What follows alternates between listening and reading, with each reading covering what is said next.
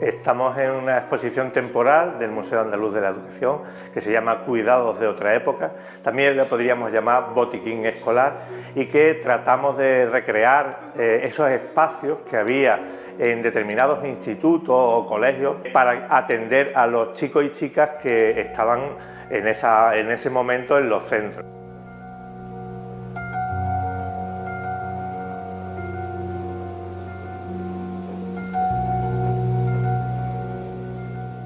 Estos botiquines permanecieron prácticamente desde finales del siglo XIX hasta los años 80, primero de los 70, hasta que aparecieron pues primero la enseñanza general básica y después también otros mecanismos para atenderlos, como pueden ser los centros de salud, el 112, el 061, las emergencias.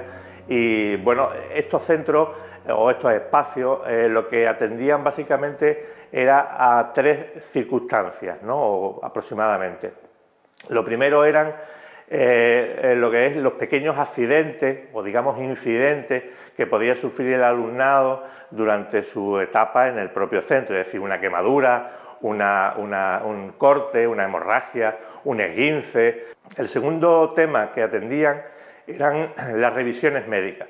Todo el alumnado cuando llegaba al centro se le hacía una ficha médica, entonces se le hacía, pues se le pesaba, se le medía, se le hacía espirometría, se le medía la capacidad pulmonar y después también se le sometía a pequeñas pruebas físicas como pruebas de salto en vertical, salto hacia adelante, levantamiento de peso, etcétera, etcétera. Entonces todo eso lo hemos intentado recrear aquí con algunos elementos de época. Todo lo que hay es original de aquellos años que hemos citado. Y lo tercero era las vacunaciones. Durante muchos años las campañas de vacunación se realizaban en estos espacios. Y una cosa adicional que se hacía en estos espacios eran los certificados médicos. Cuando tú necesitabas un certificado para el ayuntamiento, para la diputación, para el servicio militar, pues el médico, la doctora o incluso alguna otra persona que estaba en estos centros redactaba y escribía estos certificados que después se podía llevar a cualquier institución.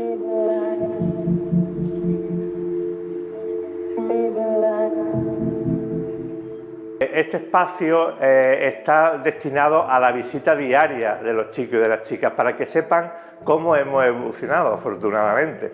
Les sorprenden muchísimo de las cosas que hay aquí, incluso casi que les asustan porque hay algunas jeringas de tamaño considerable o alguna otra herramienta que es muy curiosa, ¿no? Pero también está abierto al público en general. Nosotros somos un museo público y gratuito, entonces muchas familias vienen acompañados de los padres y de los abuelos y a los más jóvenes les explican cómo era esa sanidad o esa atención que se hacía en aquellos institutos, en aquellas escuelas.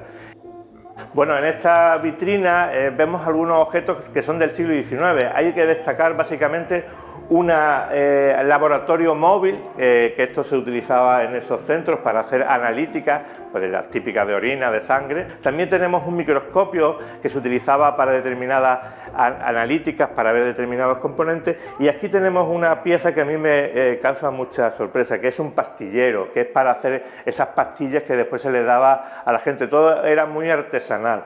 Y por último, el libro de higiene escolar, que es el primer libro que trató esta temática en España. En esta otra vitrina vamos a encontrar algunos objetos del día a día del enfermero, la enfermera, el médico que atendía a estas personas. Y hay cosas muy curiosas, por ejemplo, una plomada.